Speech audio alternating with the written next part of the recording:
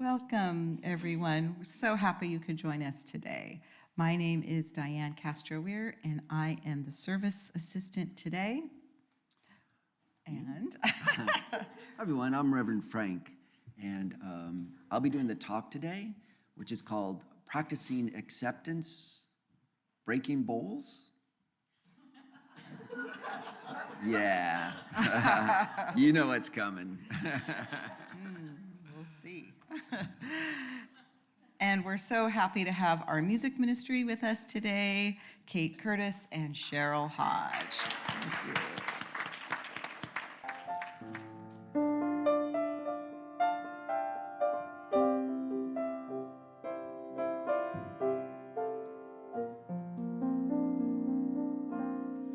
I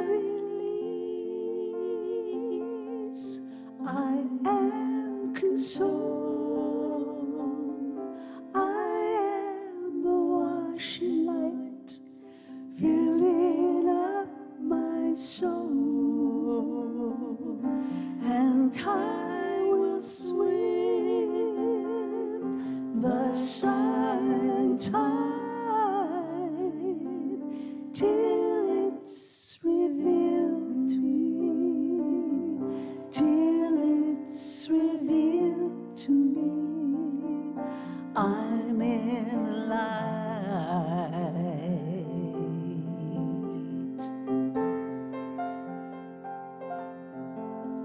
I sing inside my soul, I pray I'll be made whole. At times of trouble, I'm praying for strength. Then all at once I realize I'm free. I release. I am consoled.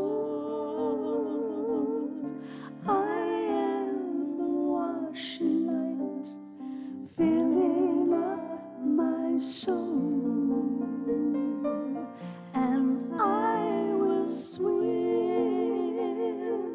the silent tide till it's revealed to me, till it's revealed. I'm in the light.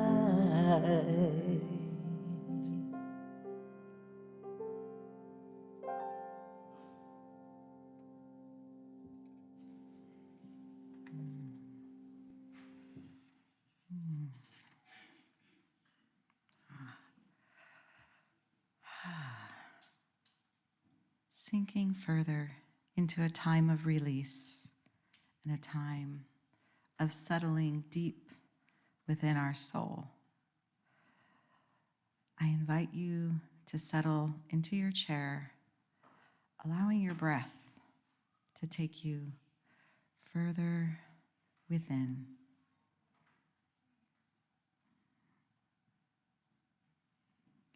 Finding a slow, deep, comfortable rhythm of your breath. Settle into the beauty of you.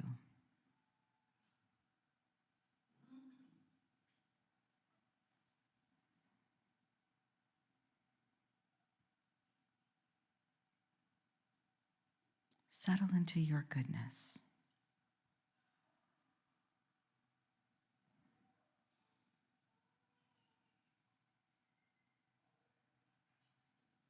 Your seat today, here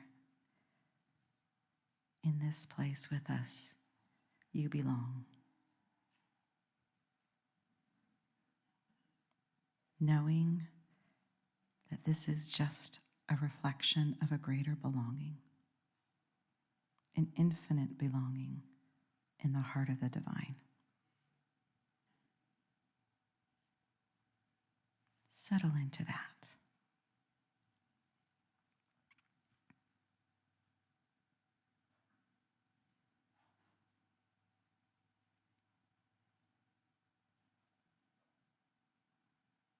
this infinite place.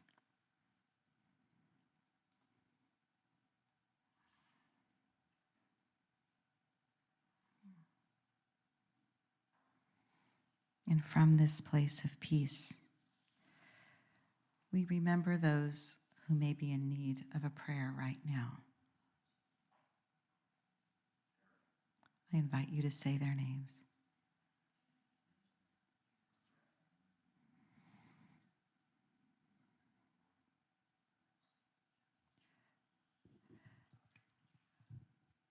And from this place of peace, offer to that person or that situation what spiritual quality or power would be helpful in this moment now. Healing, peace, understanding, zeal. What is the quality that you can imagine would ease that situation? And invite that in.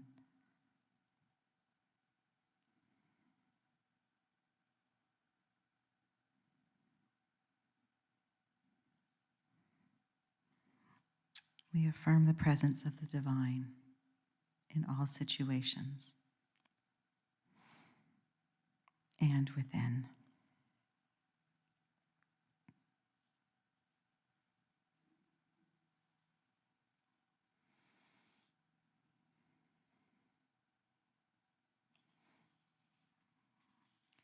And following along with this sense of deep belonging, I'm going to share with you a poem written by John O'Donohue.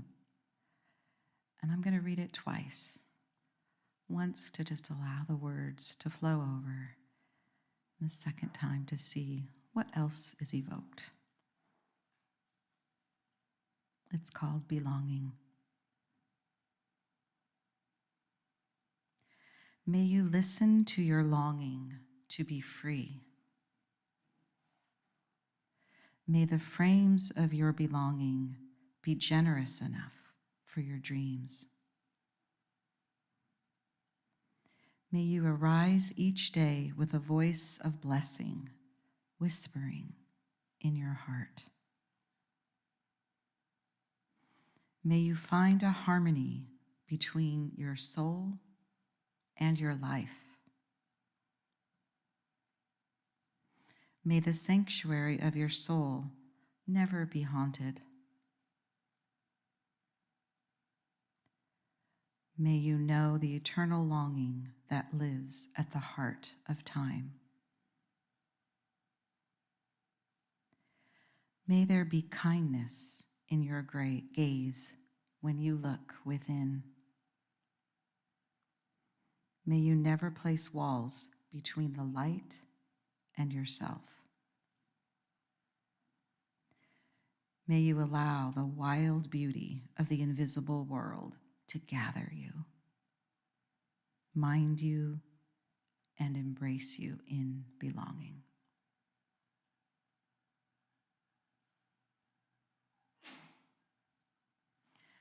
May you listen to your longing to be free.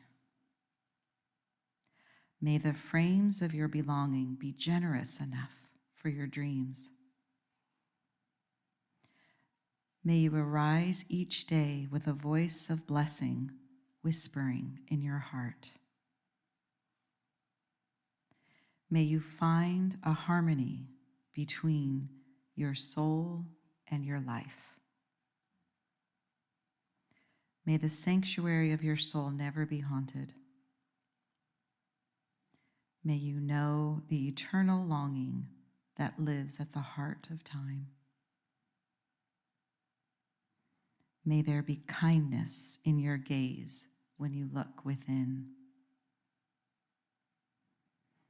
May you never place walls between the light and yourself. May you allow the wild beauty of the invisible world to gather you, mind you, and embrace you in belonging.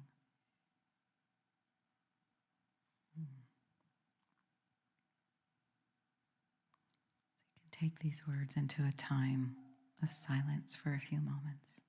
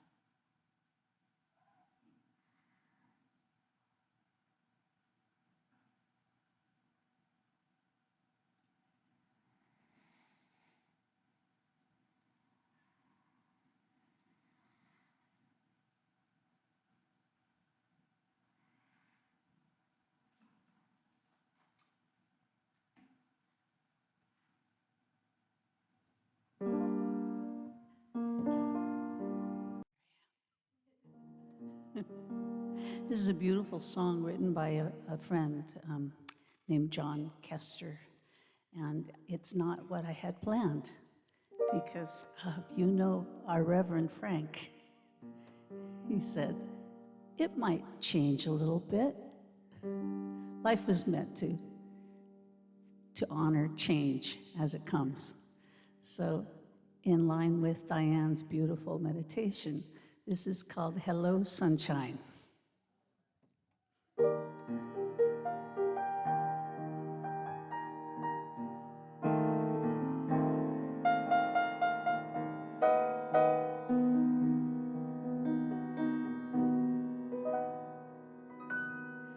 It's a new song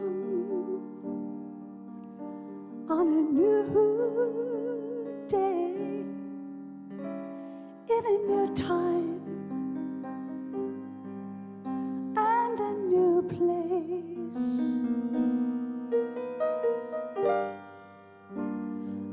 I won't look back no more.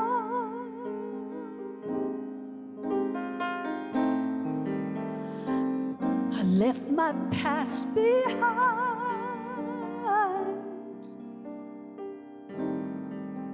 Now I'm closing off the doors on the dark rooms of my mind.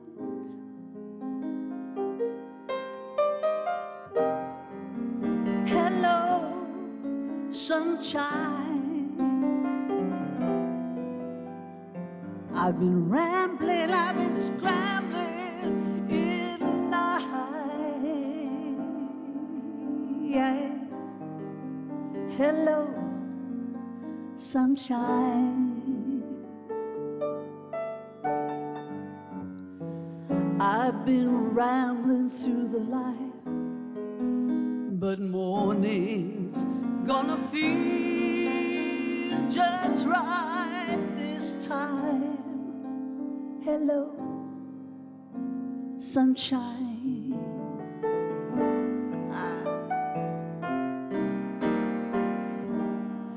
Always hiding,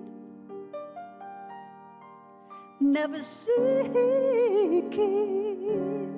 locked my heart up for safekeeping. I gave up on myself, acting like I didn't care.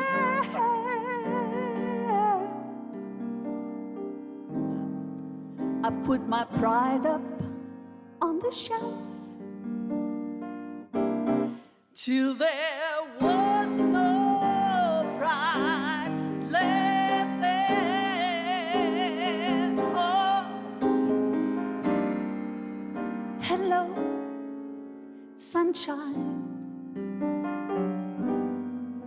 I've been rambling, I've been scrambling through the night.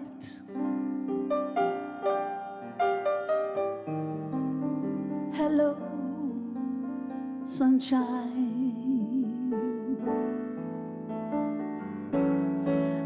been running from the light, but morning's gonna feel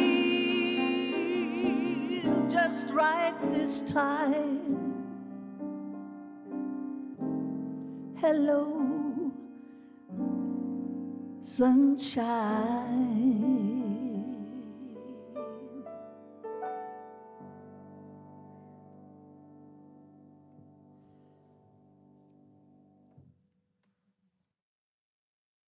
That's good. You never know what's going to come next. Thank you. It's because Cheryl says, so tell me exactly what you're going to say, and I'll know which song to sing. And I go, well, we'll find out. I usually have a general idea, but I like to be surprised too. So thank you. And the piece about, I can't remember the exact words of John Donahue, that piece, may there be harmony between my soul and my life, between my soul and my life, this sense that we are one in nature, but the nature has like two experiences. We have our soul experience. We live on the plane of the infinite. And we also live on the plane, and we've used this metaphor, but I want to start with it one more time. We live on the plane of the infinite, but we're mortal. We have this expression of the finite world, this place we're showing up, this life, this expression, this opportunity to show up in the mortal plane. But the thing I'm suggesting, and I suggest to myself and to remind all of us, is can we start from the inside out? Can we make our choice about what's true in the eternal and allow that to play out in the finite? And yet so often, especially now, for many reasons, I'm so upset about what's going on in the finite, I start leading with that. And that trips me up. It doesn't work for me. I have to remember to go back to principle. Go back to spiritual, eternal principle. Live on the soul and harmonize it with my life on this expression that I get to be Frank on planet Earth right now. Whoo! And all of you. There is and I'm going to go back. This year, my theme for the year is a sense of harmony, which you might think is synonymous with love. Fair. That is one thing that's synonymous. And one of the things that I learned years ago, and I shared it last week, but I want to repeat it again because this is so critical, just to play this out for a minute. And it's a sense that I talked last week about there being a worldview that many, I would say, the greatest sort of theologians, the greatest teachers, my greatest teachers, this is where they come from. Oh, and by the way, I like to do this once in a while. Where is he coming from today? 3 things that I really leaned into for today. 1, Fritjof Capra interviewing David Steindl-Ros. I actually saw them do it at a bookstore in Berkeley and spoke to both of them. And the book, I got it from David Steindl-Ros, Belonging. We belong to the universe. We belong to the universe. The other one was a piece that was, I can't remember who recommended this. It's Heather McGee, The Sum of Us. The Sum of Us, the subtitle, How Racism Cost Everyone, but rather how we prosper together. We've talked many times about zero-sum thinking. I win if you lose. If you lose, I win. And guess who wins when we think that way? Nobody. We win together. We achieve together. We alive. We arise. We express. We have the fullness of potentiality when we are together. When we belong to each other. The truth is, we know that we belong to each other and respect the inherent goodness of all people, of all things. We belong to each other. Yeah. And the third source is a podcast from one of my teachers from Unity Ministry School. Her name's Reverend Kelly Isola. And she teams up with another minister, Reverend Holden. Reverend Holden. And they do a podcast called With Love and Justice for All. With Love and Justice for All. This is the source, as long as me kind of playing with ideas and mixing and matching. Yeah. And so we started last week. Let me just repeat this for a second. There is many worldviews on how we consider the relationship between humanity and each other and the world and the natural world and the divine. And in some ways, we use those words as if we can separate them because in our mind, in our vision, even in our consciousness, we have a sense of there are various expressions. But the way I think of it, the way my teachers have shown me, the thing I love that just turned my world upside down was this thing called panentheism. Pan meaning all, it's all, in meaning in, and theism, it's all in God. God in all things in the divine, divine in all things in the divine. If you would say this big bowl here is God, oh, by the way, God is a big yellow bowl. Sally McFay, one of my favorite feminist authors, at the time she would have said a feminist author. Now many of the people I read, they call themselves womanist authors when they talk about looking at inherent things about the patriarchy that set ourselves up so we don't feel like we belong. So what are the systems in place that make us feel like, oh, I don't belong, or we're othering? Do we belong? Can I make that a verb? Are we belonging? Or are we othering? Which way? And when we other, we're playing the zero-sum game, and we other, and everybody stays as other, and nobody wins. We don't get ahead together. We don't. But when we belong to each other, which the panentheism model says, Sally McFay says, we only can talk about God in metaphor. How else do we do it? I mean, how do you talk about the infinite reality and the ground of all being except through metaphors? So today's metaphor, God's a big yellow bowl. That's what I got. I would use a blue bowl, but we used it for our potluck, so we got a yellow one. Now, in a theistic model, theism, which is probably maybe the predominant way we look at things in, at least I would say what I know, the West, the Judeo-Christian world, here's God. Now, last week I said, here's people, and I said, here's earth. And someone said, that's got to make it backwards. Here's all created, here's the created world, and here is people. Would you hold this for us? And in this model, God is separate from us as human beings, right? And from nature. And people are separated from nature, and nature is separated from God. And then the big deal is, in the end, you have a choice. Something happens eternally. And you go, am I going to end up here?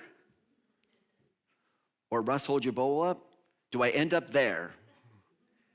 Which is where you don't want to go. And in this metaphor, Russ, hold up the bowl. If that bowl is the place you don't want to go, who's Russ? Oh, I set you up for that, man. Yeah, I know. Okay, you can put the bowl down. I set you up for that, sorry. I knew you'd appreciate that. So in this place, we have humanity separate from all nature, separate from the divine. And there's a theistic way, and sometimes, and I'm going to challenge you, and you might say, well, I believe more that in this panentheistic, God in all things in God. So I will ask you, think to yourself about if you were to go home and you say, I'm going to say a prayer. What's your prayer? Think about it to yourself. Well, how would you say, I'm going to pray right now? No wrong or right. And I'm not making these wrong or right. Please understand. I'm offering a way to be in consciousness about the relation of the nature of all life and our relationship with the eternal, because we have an aspect of us that's eternal. We are eternal beings having an experience of earth. I want to lean into this. This is where I'm at. I'll just offer. But maybe you say, no, I actually think I'm more like this. And you can tell, because if you go home and you go, I'm going to say a prayer. Dear God over there, I'm over here, and I'm calling out. And I'm not making that wrong. Please hear me. One of the greatest prayers you'll ever say is, oh God, help. Fair. Okay.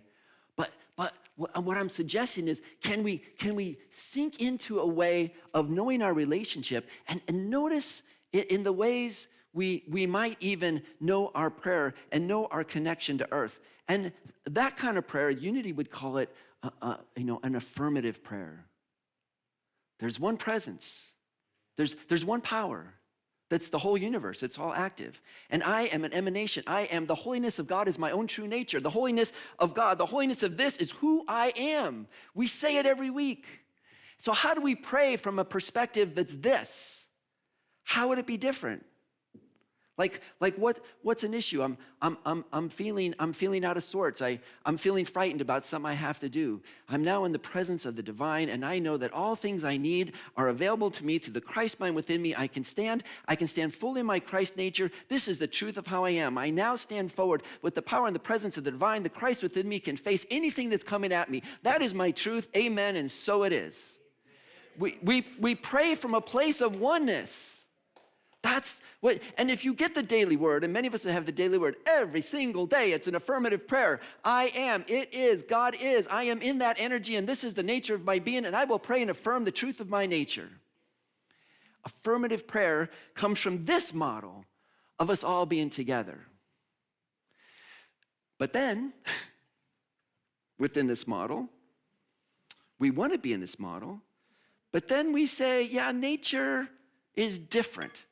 Well, it's a different expression than humanity, but we look out and we make decisions about nature that doesn't respect its inherent worth and value and its emergence, its evolution to support the whole thing of life. To me, climate issues are the most, it's like, I want my kids, my grandkids, my great-grandkids. What are we doing to this world? We are so potent.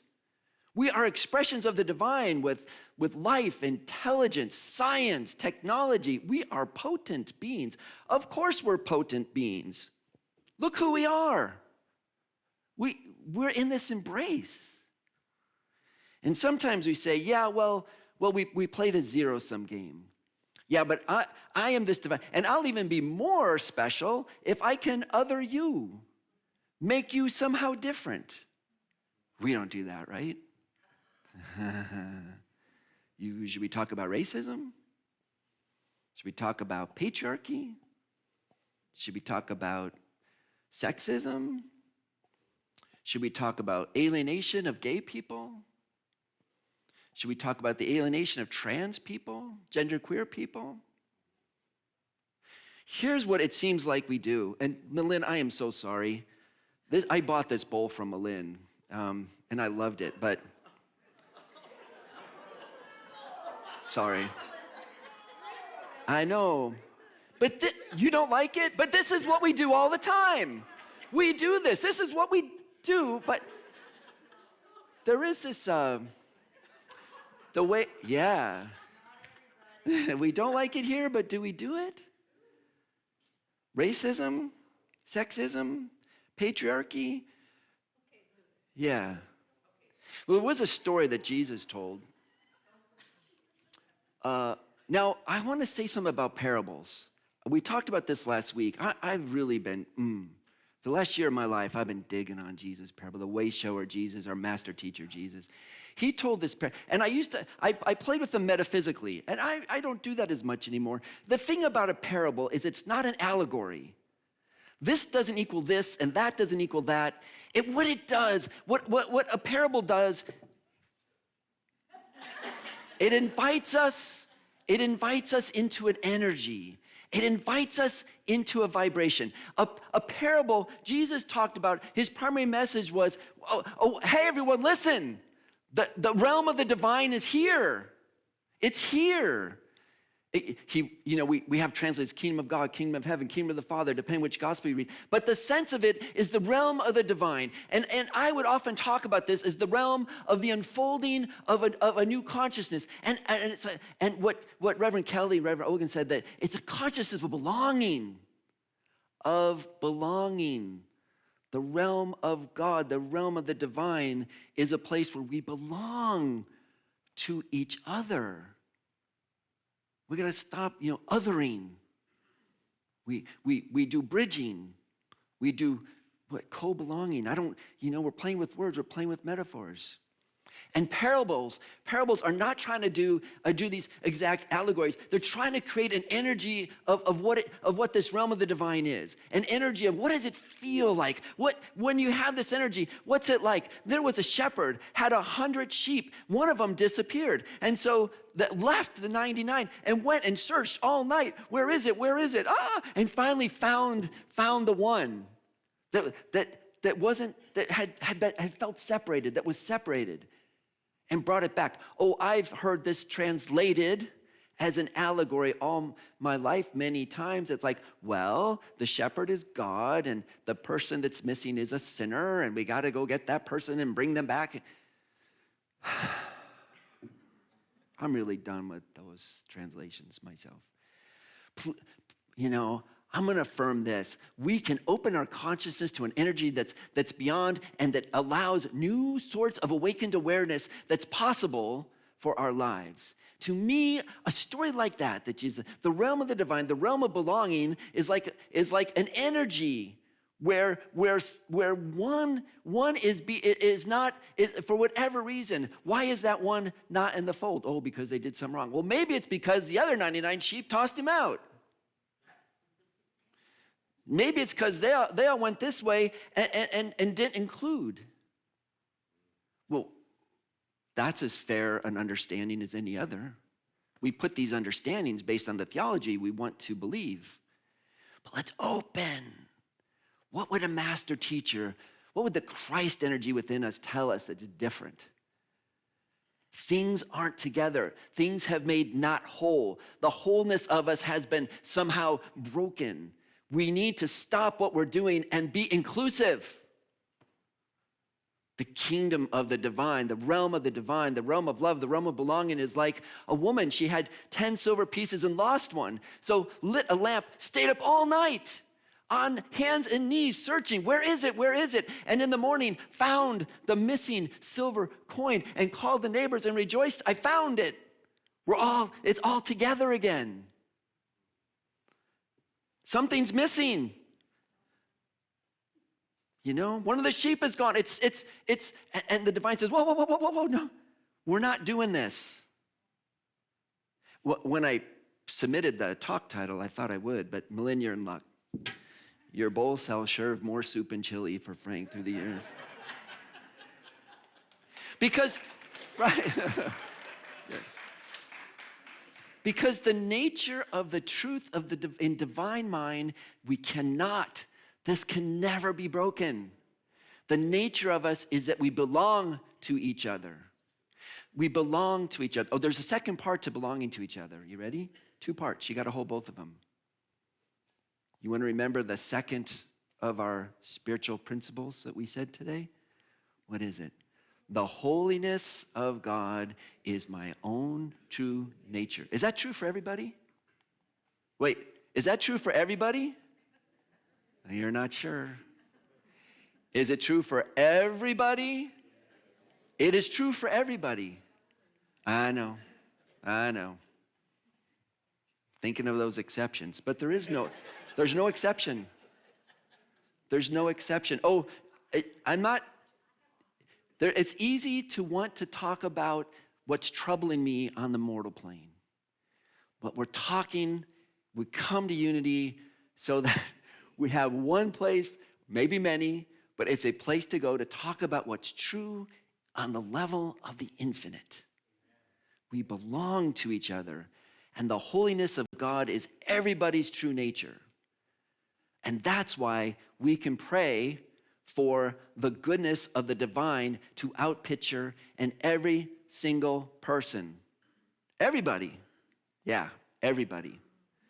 The holiness of God, and that energy, that vibration, that energy that we put into the world manifests change in the world.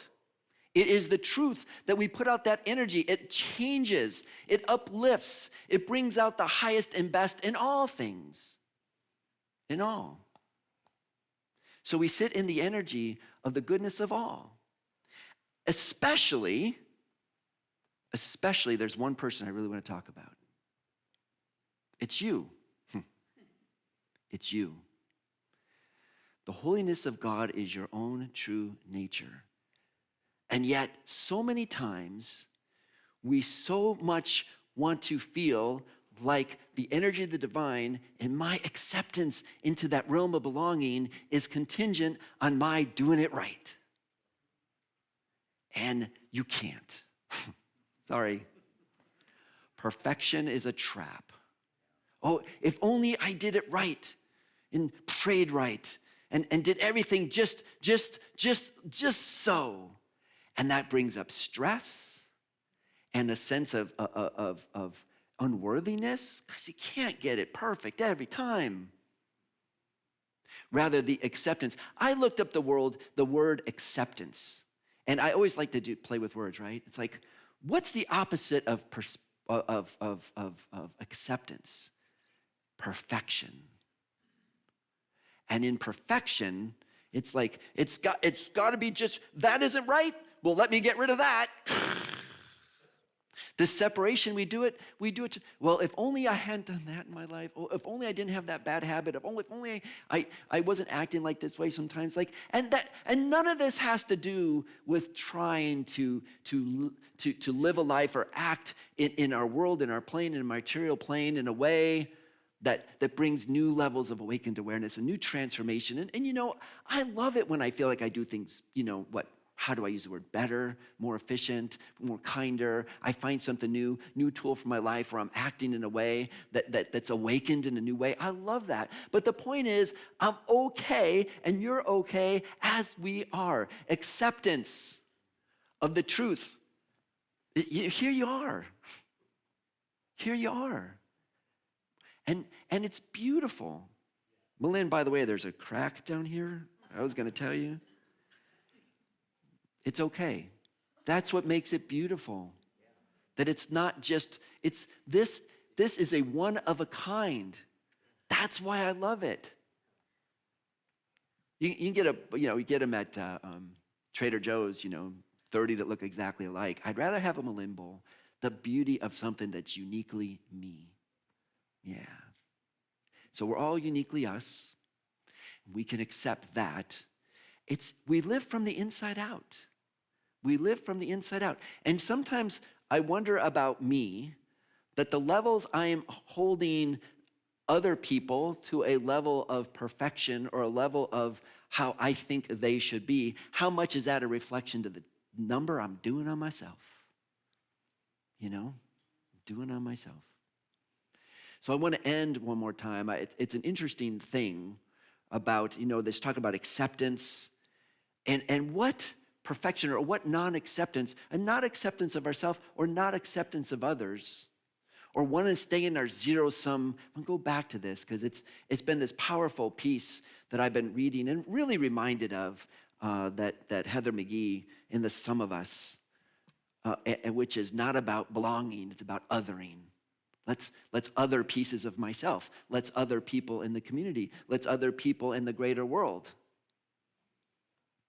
She talks about a story, and you might remember this. It was in the civil rights era. Before that, there was a movement, and we had built all over the country. There was a movement to build parks and swimming pools and all sorts of civic connections, areas where people can hang out together and swim together and play together in parks and all these different places. And then in the 60s, in some places, there was a civil rights. So, basically, in some places, all places said, well, the pools should be integrated. It's public money, so it's for the public. In one town, Montgomery, Alabama, they said, well, no, we other more than that. And we're not to accept that the white population and the black population is going to swim together. So they went in and they backfilled dirt into the pool, covered it over, planted grass. There was a zoo there. They got rid of the zoo. They sold off the animals. And to this day, the place is just sort of a grassland. No pool. Now, I lived in Arkansas. Not Alabama, but Arkansas. It was hot in summer. You want your public pools. Of course, as she reports, plenty of people had enough to join private clubs and still have their pools. But this sense, this kind of insipid racism that was going on at the time, not at that time, that's going on, was instead of saying, we win, you lose, and who lost? Everybody lost. Because they didn't know or had in consciousness as an organ, as a city, as overall, as their decision makers, didn't know that we belong to each other. And the second part of that is that nature, the holiness of God is your own true nature. And that is the truth. One presence, one power, active in the universe, in your life, in my life. One presence, one power, active in the universe, as your life, as my life, in all of its life, in everybody's life, is the nature of our being. And when we live in that energy, this is principle. When we live in that energy, it's just bountiful for everyone. But when we choose to say, nah, I'm gonna other. See how much we don't like that? Yeah. So before, I'm gonna suggest for me, in order for me to take this lesson in, let me ask you to close your eyes for a second. And just put your hand on your heart. We were talking in our Monday class. If someone asks you what unity is, you go to unity, what's unity? Here's what you can tell them. Put your hand on your heart. Take a breath.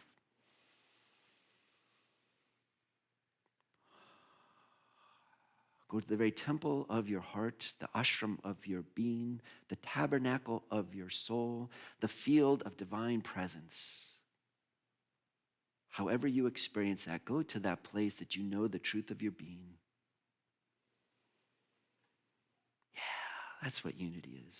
This place, this connection, this wanting, this wholeness, this belonging to the divine, belonging to yourself, belonging to each other. And start from the inside out. Look within yourself. Start here. In what parts of me am I othering? Is there any particular part of me, of my own life right now, that I want to go, I don't want to see that? And I'm looking away.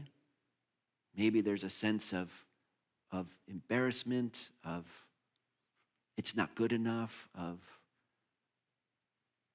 oh my God, I can't believe I did that. I'm thinking of lots of examples. And look in that place and realize that this whole journey is unfolding in an order. If you will open and we allow to see the divine order taking place, and we allow our brokenness not to break us, but to break us open for deeper compassion. Not to break us, but to break us open for a new sense of connection with each other. Not to break us. Things don't have to break us. They can break us open to new levels of love, new levels of understanding. As Diane said, pick your 12 power. New levels of imagination, new levels of understanding, new levels of life, new levels of allowance, new levels of deepened acceptance. Yeah. Live from the inside out and be kind to yourself. Allow all of that and allow it all to rise up for deeper levels of showing up as the Christ in the world that you are. We belong to the divine. We belong to the highest and best of ourselves. We belong to each other. And just sit with that for a moment in the silence. In the silence.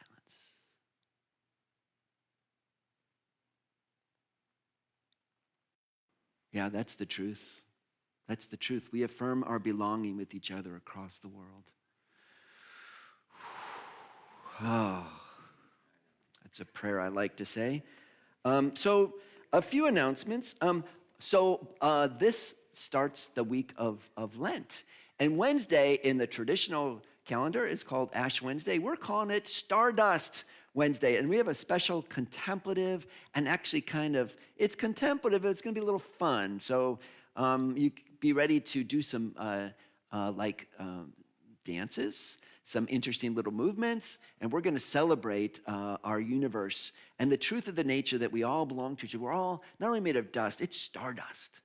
It's one universal creative presence that shows up in both consciousness and in material reality. And we are going to celebrate this to start Lent. And speaking of starting Lent, Jene was able to get us a bunch of little manuals. If you want to do a reflection for the 40 days of Lent, there's books as you go out. They're the Unity headquarters has made these books, and there's an example. Deborah's got one, showing around. Melin's got one. Yeah, and you can pick one up. They're free as you go out the door. By the way, every month you might know that our board gets to pick one organization we like to tithe to. And this month, in February, our tithe went to the Veterans of Foreign Wars. And we'll see which exact element it was, but we'll support the VFW and the good work they do to support veterans in our community. Yeah. By the way, just as an announcement, it's in there, but be sure you get it on your calendar. I think these are going to be really, it's weird to say I'm looking forward to it, but I want to celebrate Carrie's life. I so do. So Carrie Kialoa Kelly, her celebration of life is March 22nd. That's a Saturday, 3:30. So we'll have a chance to, for our friends, the Coptics, to be done, and we can get in here and set up and have her celebration of life for that night. Yeah. He says somewhat Hawaiian. I'm thinking it's going to be very Hawaiian. Can we dress appropriately? Yeah. Oh, I just thought, so either suit or Hawaii shirt. You got to pick. Yeah. Okay. I know which way I'm going. And then on April 6th, so a month from today's first Sunday, potluck, but just to put on your calendar, the first Sunday of April will be a potluck. And so, of course, our potluck person who's potlucking for so long, Liz Layton, we're going to do her celebration of life on a Sunday. So the service will not be this long. We'll keep it a little bit shorter so that we can just take a 5-minute break and roll into Liz's celebration of life. And I have, that's from me, and Lisa, could you come talk about Lisa Allman Baldwin? Oh, I want to talk about you, but I'll let you talk about yourself. Is going to be our guest speaker, and I'm so excited. And we were going to be gone, but maybe not. I don't know. So here, this is a hot mic, or this one, whichever one you'd like. Mm-hmm. Mm-hmm. There we go. How hot is it? Good morning. My name is Lisa Allman Baldwin, and Reverend Frank so graciously asked me to speak on Sunday, March 16th. So the title of my talk is, So Now What? Thriving in the Midst of Change. And I'll be talking about different ways that we can look at change, whether it's a change that we want, a change that we don't want, a change that we asked for, a change that we didn't ask for, and how we can go through change as a spiritual practice. And then after that, from 11:30 to 1, I'll be facilitating a workshop. It's called Change is Inevitable, Growth is Optional.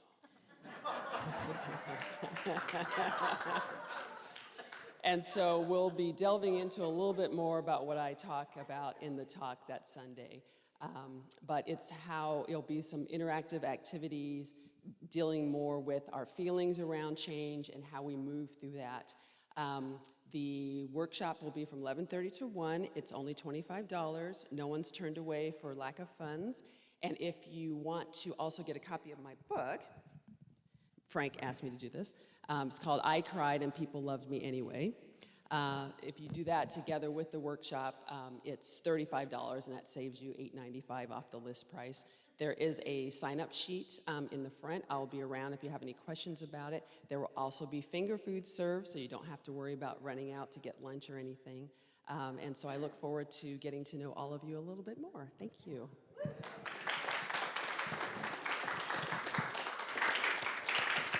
Yeah, and one more, and then Jim, I think.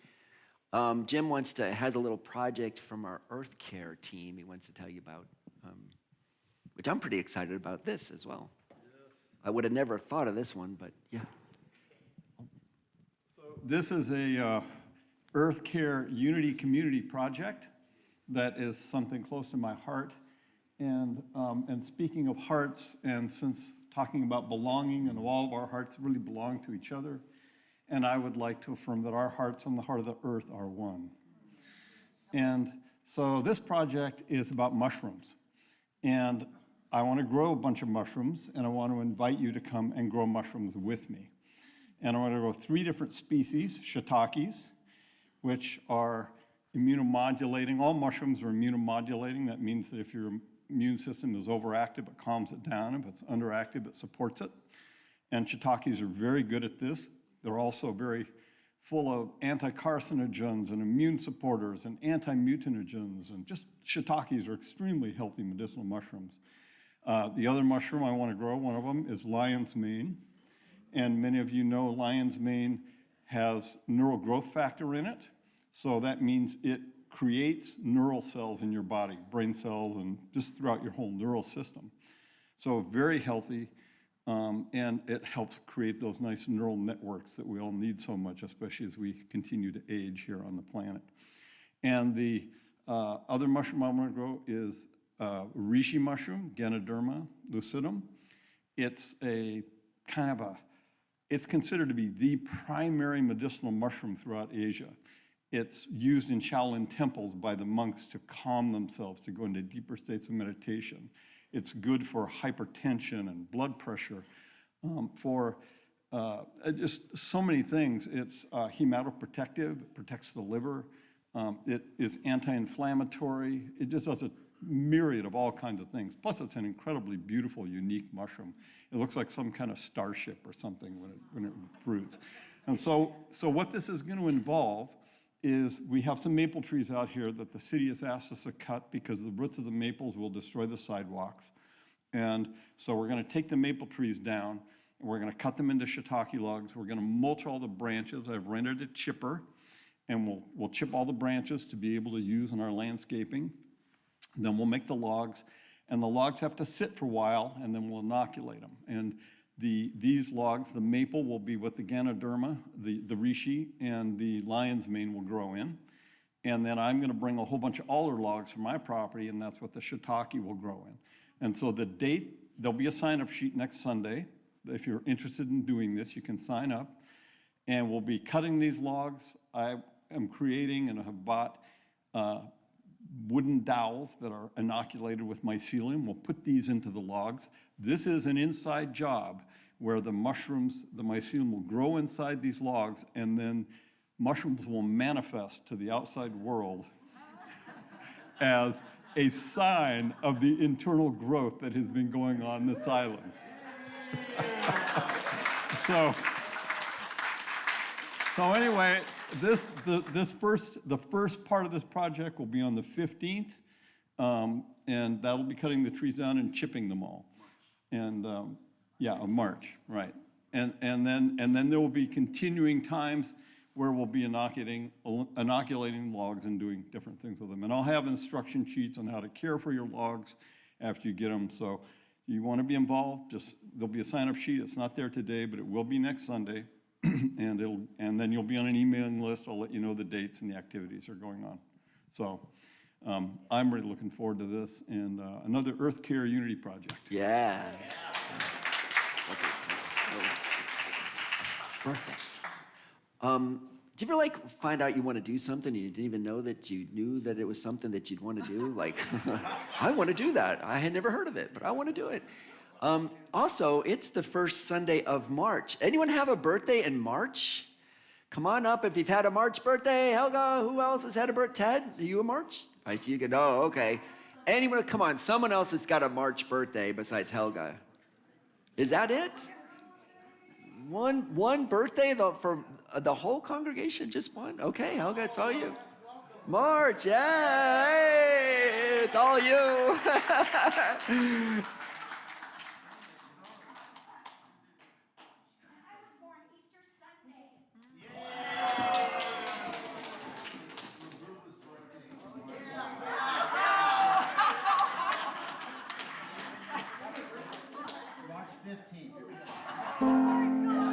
Happy birthday to you. Happy birthday to you. Happy birthday.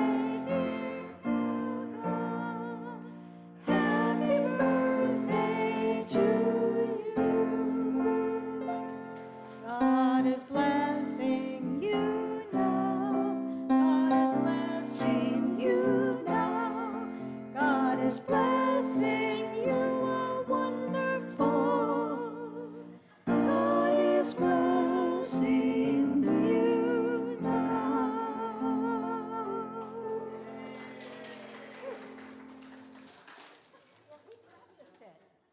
Today's chaplain is Diane Castro-Wehr, and she'll be in the Love Spoken here for a moment of private confidential prayer if you'd like to join her after service and before the potluck. So get it in quick.